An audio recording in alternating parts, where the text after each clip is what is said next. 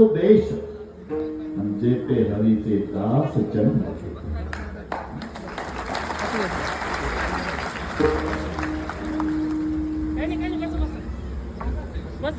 या गावात ज्यांचा जन्म झाला ते पूजनीय सर्वांचं श्रद्धास्थान आदराचं स्थान मुक्तानंद गिरीजी महाराज तेव्हा आम्हा सर्वांना दर्शन देण्याच्या आणि आशीर्वाद देण्याच्या उद्देशाने या ठिकाणी मंडलेश्वर स्वामी 1008 मुक्तानंद गिरीजी महाराज अर्थात बापूजी 2 मिनिटं आपल्याला शुभ आशीर्वाद देतील. तम नमामि सद्गुरुं परम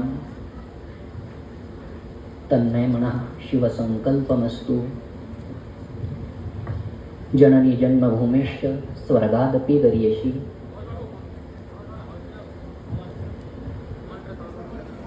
स्वर्गापेक्षाही श्रेष्ठ ज्याला स्थान आहे असे माता पिता जननी आणि जन्मभूमी सद्गुरु बाबा ज्यांच्या अमृतवाणीतनं आपण 8 दिवस या ठिकाणी श्रेष्ठ परमात्मा रामाची दिव्य रामकथा श्रवण केली असे आदरणीय ढोक महाराजजी, जयदेवपुरीजी महाराज, कमलानंदजी महाराज आणि धर्मानुरागी ताईमाई आणि पुरुष मंडळी सगळ्यांना वंदन आणि साधुवाद करत 2 मिनिट या ठिकाणी आपण रामस्मरण करू. 8 दिवस आपण पूज्य महाराजजींच्या अमृतवाणीतनं श्रवण केलेलीच आहे आणि आम्ही देखील पेशंटच्या लोडमुळे कथा कार्यक्रम सत्संग हे ईश्वराच्या आज्ञेनुसार बंद केले आहे. कथा बंद करून याच भूमीमध्ये शेवटचं भागवत आम्ही केलं आणि 1 वर्षापूर्वी हनुमान जयंतीचा लास्ट सत्संग, त्यानंतर एकही प्रवचन नाही. प्रेमाने म्हणा श्रीराम. आवाज पहिल्यासारखा आला नाही. प्यार से कहो श्रीराम. से यू लवली श्रीराम. एकदा तर सगळ्या उर्धुळ तरुण मुलांनी खूप छान अत्यंत सुंदर असं आयोजन केलं. त्यासाठी टाळ्या वाजून धन्यवाद द्यायचे.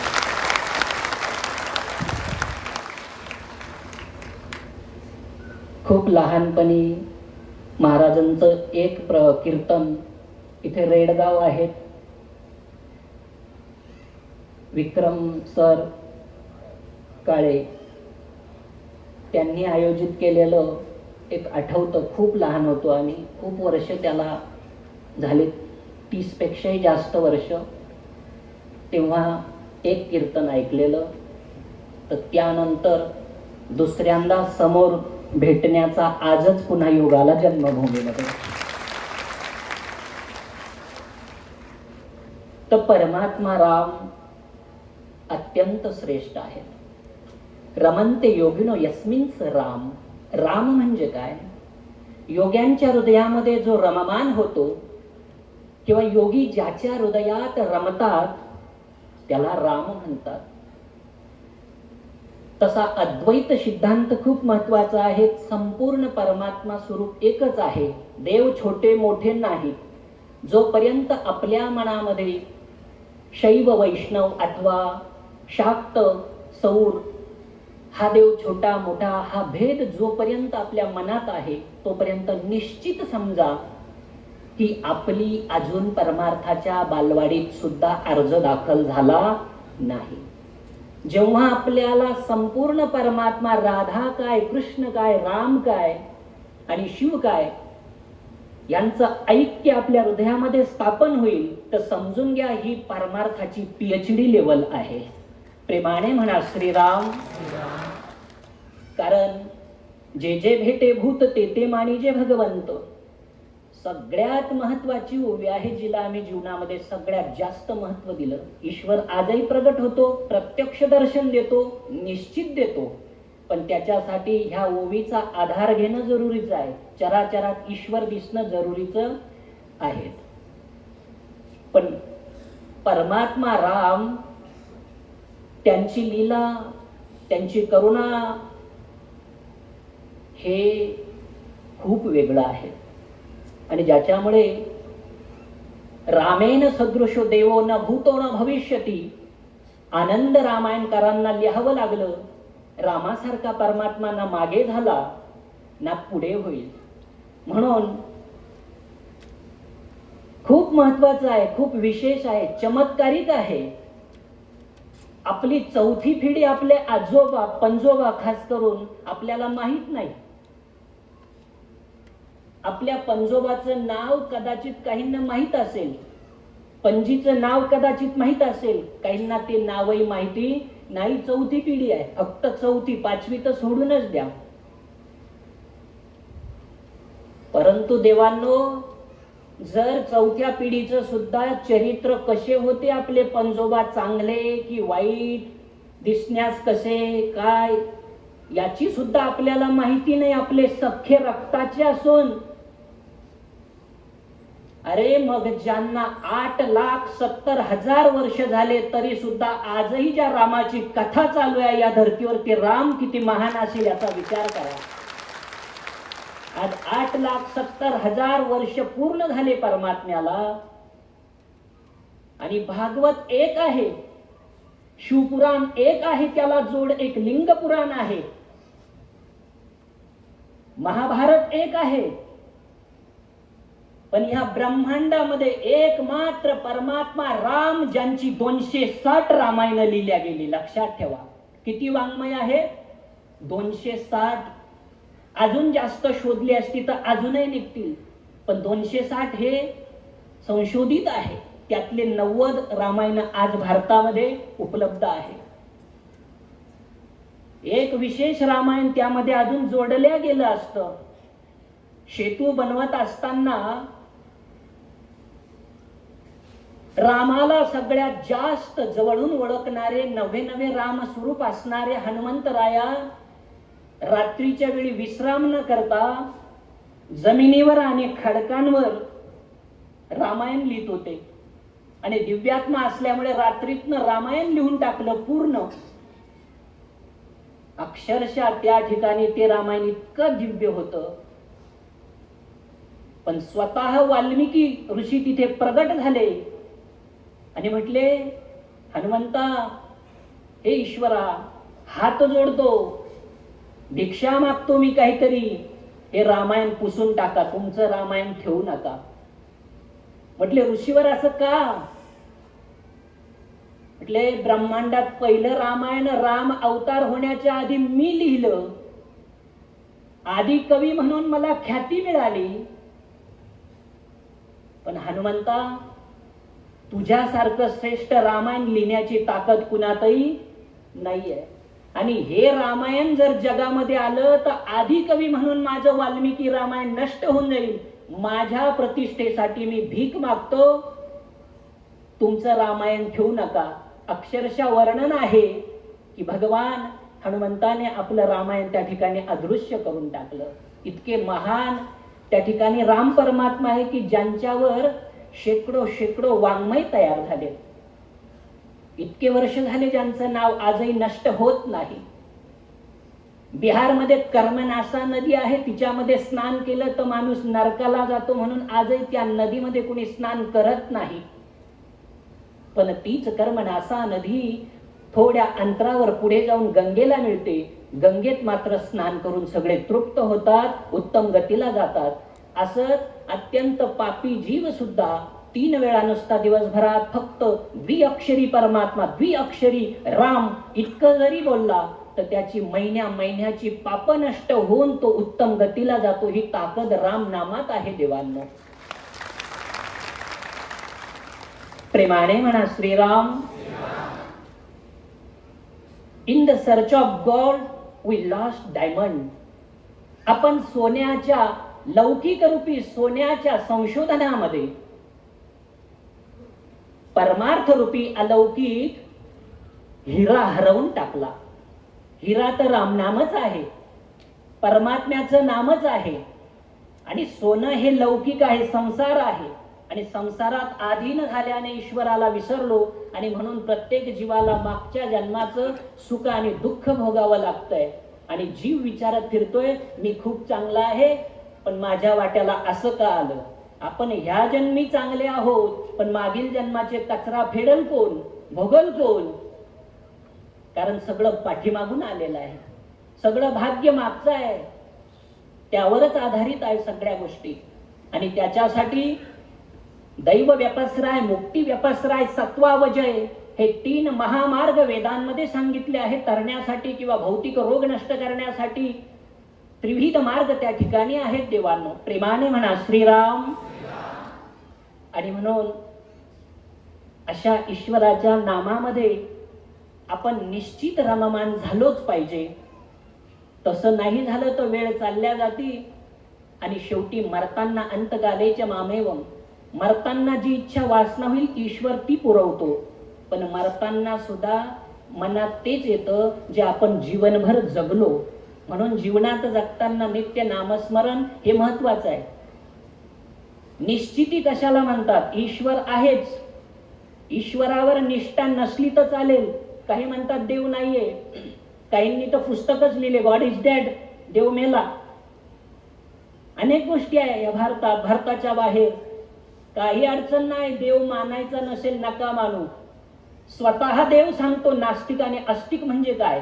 देवाला न मानणारा नास्तिक असं नाहीये, ही व्याख्या अपूर्ण आहे. देवाला नाही मानलं तर चालेल, काही अडचण नाही. देवाला मानणारा धार्मिक असू शकतो, आध्यात्मिक असू शकतो, परंतु कर्माला जर मानत नसेल, वेद सांगतात म्हणजे अमुक कर्म केल्याने त्याचं फळ भोगावंच लागतं, हा भाव जर आपल्या हृदयात निश्चित नसेल तर समजून घ्यायचं त्याला नास्तिक म्हणतात. म्हणून देवाला नाही मानलं तर अडचण नाही, पण निदान पहिलं प्राधान्य कशाला दिलं पाहिजे की आपण जे कर्म करतो ते भोगावंच लागतं. म्हणून कर्म चांगलं करायला हवं, हे खूप महत्वाचं आहे. या ठिकाणी जास्त वेळ आम्ही घेत नाही. उलट आम्ही अशा कुठे जर गेलोच कधी तर बोली असते की आम्ही माईकला हात लावणार नाही. पण जन्मभूमी होती, अनेक वर्षापासून सत्संग बंद आहे, आणि उर्धुळकरांच्या विनंतीनुसार या ठिकाणी 2-4 मिनिटं बोलेल असं आम्ही सांगितलं होतं. बोलण्यासारखं खूप असतं, परंतु वेळ, भोजन व्यवस्था, उष्णता या सगळ्या गोष्टीही महत्त्वाच्या आहेत. त्या विचारात धरता आम्ही या ठिकाणी 2 शब्दांना पूर्णविराम देतो. जाता जाता एक महत्त्वाचा विषय होता जो आम्ही गेली 20-22 वर्षापासून बोलतोय, आणि तो अपूर्ण राहिला. अनेक वृद्धजनांचाही आमच्याकडे अट्टहास असायचा की महाराज तुम्ही बोला यावर, म्हणजे गाव तयार होईल. राम मंदिर झालं, हनुमानजीचं मंदिर झालं, सर्व मंदिरं आहेत. गाव छोटं आहे पण पुरुषार्थी आहेत. आमच्या जिल्ह्यात जर सांगितलं, आमच्या जन्मभूमी खूप छोटी आहे, त्या एका गावात अक्षरशः 400-500 ट्रॅक्टर आणि 80-80 पिकअप आहे, तर ते म्हणतात खूप मोठी फेकली वाटतं महाराजांनी. कारण तिकडे याच्यापेक्षा मोठ्या गावात एखादीच पिकअप त्या घोड्या आहेत. लौकिक खूप छान साधलं. कशानं साधलं? पुरुषार्थी गाव आहे, कष्ट खूप करतं, आणि धार्मिक सुद्धा आहे. म्हणून मोठमोठे मंदिरं सुद्धा झाले, आणि धार्मिक आणि आवड आहे. म्हणूनच एवढ्या मोठ्या महाराजांची कथा सुद्धा आपल्या गावात होते. बरोबर की नाही? प्रेमाने म्हणा श्रीराम. बस जाता जाता शेवटचं एक काम राहिलं. भगवान शंकराचं एक छोटस मंदिर आपलं अजून बाकी आहे.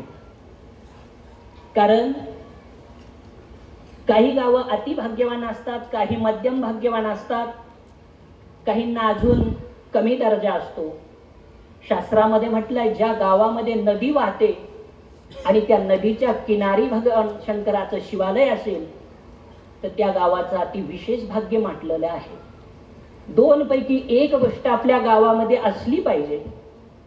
एक तर नदी असली पाहिजे किंवा शिवालय तरी असलं पाहिजे.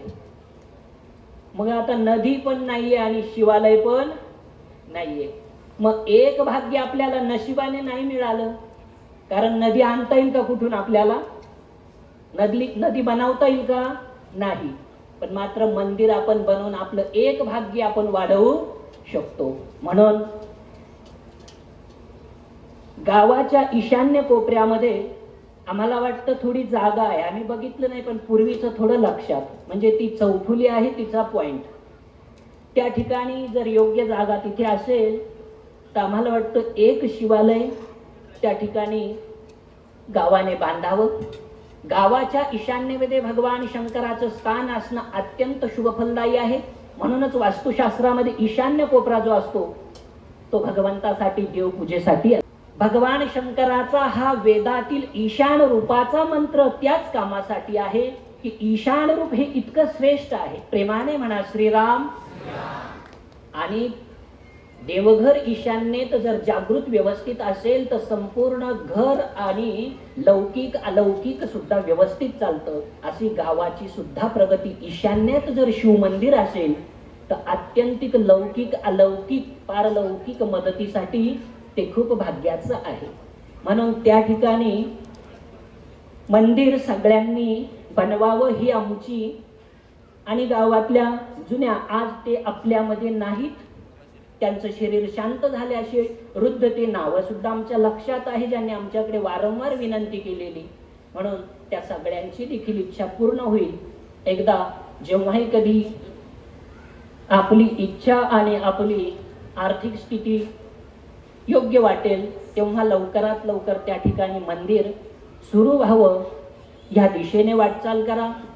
त्या मंदिरासाठी लागणारं नंदी आणि शिवलिंग जे खूप दिव्य सुंदर अद्भुत लाखो रुपयांचं आणि त्याच्या व्यतिरिक्त पुन्हा काही लाख रोख असे मिळून 5 लाख रुपये आम्ही आमच्याकडून दान देतो. आणि तुम्हीही सगळ्यांनी त्याच्यामध्ये सहभाग घेऊन ते एक शिवालय त्या ठिकाणी निर्माण करावं. म्हणजे परमात्मा हनुमान, परमात्मा राम, परमात्मा शिव सगळ्यांचं त्या ठिकाणी सान्निध्य राहील. लौकिक अलौकिक उत्कर्ष होईल. म्हणून आपण तो लाभ अवश्य घेतला पाहिजे. आणि ईशान्य कोपऱ्यामध्ये राहील म्हणून आजच आम्ही त्याचं नामकरण सुद्धा करून देतो. ईशानेश्वर भगवान की. आता बाकी पुढे तुमचं काम. आमच्याकडून जिथपर्यंत होतं तेवढं आम्ही तुमच्या पुढे व्यक्त केलं. जाता जाता पुन्हा एकदा पूज्य महाराजजींना धन्यवाद की आमच्या जन्मभूमीमध्ये तारीख दिली, ग्रामस्थांना सद्भाविकांना सुंदर आपली कथा श्रवण करविली आणि सोबत असणारे संत महंत हरिभक्तपरायण सर्व वारकरी संप्रदायातील कीर्तनकार प्रवचनकार पूज्य सर्व महानुभावांना आमच्याकडून खूप खूप साधुवाद धन्यवाद देत आम्ही आमच्या शब्दांना पूर्ण विराम देतो. वेळेचा विचार करता एकदा फक्त नेहमीप्रमाणे थोडं 10 सेकंद आमच्या मागे नामस्मरण करा. राम रामाय नमः.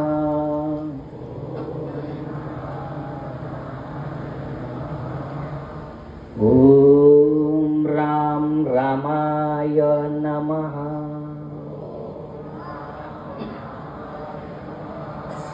ओम राम रामाय नमः.